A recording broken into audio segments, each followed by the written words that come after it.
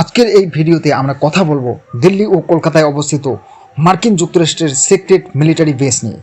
এটা আমি বলছি না, সম্প্রতি এমন একটা ঘটনা ঘটেছে যার মাধ্যমে এই তথ্য সামনে এসেছে। সম্প্রতি যুক্তরাষ্ট্রের প্রাক্তন রাষ্ট্রপতি ডোনাল্ড ট্রাম্প জন এফ কেনেডির মৃত্যু সম্পর্কিত গোপন নথি প্রকাশ করেছেন। এই নথিতে 1960-এর দশকে সিআইএ, মার্কিন যে গোয়েন্দা সংস্থা এবং মার্কিন সরকার কি করেছিল তার অনেক তথ্য উঠে এসেছে। আমাদের ভারতীয়দের জন্য সবচেয়ে অবাক করার মতো বিষয় হলো যে এই নথি থেকে জানা গেছে দিল্লি ও কলকাতায় সিআইএ এর গোপন মিলিটারি বেস ছিল।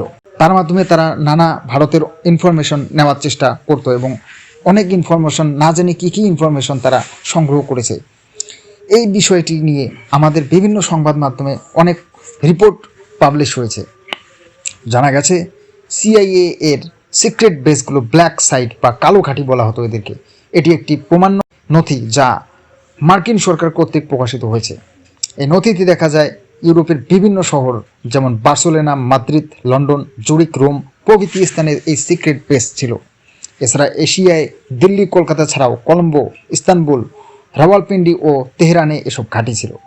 এখন প্রশ্ন আসতে পারে, পাকিস্তানের রাজধানী তো ইসলামাবাদ, তাহলে কেন রাওয়ালপিন্ডিতে এই মার্কিন সিক্রেট বেস ছিল?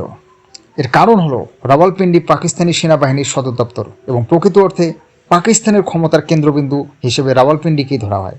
বিষয়টি আরও আশ্চর্যের হলো যে ওই সময় বাংলাদেশে কোনো সিআইএ এর ঘাঁটি ছিল না, কারণ 1960-এর দশকে বাংলাদেশ নামে কোনো স্বাধীন রাষ্ট্র ছিল না এবং 1973 থেকে 74 সাল পর্যন্ত যুক্তরাষ্ট্র বাংলাদেশকে একটা দেশ বলে স্বীকৃতি দেয়নি।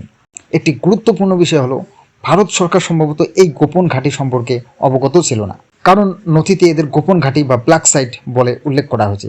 সিআইএ, আমেরিকান যে গোয়েন্দা সংস্থা, এসব ঘাঁটি ব্যবহার করে ভারতের আশেপাশের ও ভারতের দেশগুলোর ওপর নজর রাখত। এই নথিতে আরও একটি চমকপ্রদ তথ্য হলো মস্কো রাশিয়ার রাজধানী এবং বেইজিং চীনের রাজধানী এই তালিকার মধ্যে নেই, তবে হংকং রয়েছে, কারণ সেই সময় হংকং যুক্তরাজ্যের অধীনে ছিল। আজকের দিনে প্রযুক্তির উন্নতির ফলে ফিজিক্যাল সিক্রেট বেসের প্রয়োজন আগের মতো আর নেই, কারণ স্যাটেলাইট, ইন্টারনেট ইত্যাদির মাধ্যমে অনেক তথ্য সংগ্রহ করা সম্ভব। বারাক ওবামার আমলে একটা বিশাল এক কেলেঙ্কারি সামনে এসেছিল, যেখানে জানা যায় মার্কিন গোয়েন্দা সংস্থা বিশ্ব নেতাদের ফোনে আড়ি পাচ্ছিল। তারা একটা সিক্রেট টেকনোলজির মাধ্যমে বিশ্ব যত বড় বড় নেতা আছে তাদের সব ফোন ট্যাপ করেছিল। তাদের ফোনের সব কথা তারা নজর আন্দাজ রাখছিল, ফোনের সব কথাবার্তার উপর। পরে ওবামা প্রশাসন দাবি করছিল যে প্রেসিডেন্ট ওবামা এই বিষয়ে জানতেন না। এখন একটি প্রশ্ন আসতে পারে, ডোনাল্ড ট্রাম্প কেন এমন গোপন তথ্য প্রকাশ করলেন? প্রকৃতপক্ষে এটা বড় কোনো ব্যাপার নয়, কারণ তার তুলনায় ইউএস-8 সম্পর্কিত তথ্য ফাঁস করা আরও বড় ঘটনা। ভারত সরকার আনুষ্ঠানিকভাবে মার্কিন যুক্তরাষ্ট্রের কাছে অনুরোধ করেছে যে ইউএস-8 অর্থাৎ ইউএস যে নানা টাকা সাহায্য করেছে বিভিন্ন দেশের সরকার পাল্টানোর জন্য, যেমন বাংলাদেশ, ভারতের মতো দেশগুলি, এই অর্থ কাদেরকে দেওয়া হয়েছে তার বিস্তারিত তথ্য ভারতকে দিতে হবে। এই তথ্য সামনে এলে ভারত সরকার নিশ্চিতভাবেই একটি পূর্ণাঙ্গ তদন্ত চালাবে।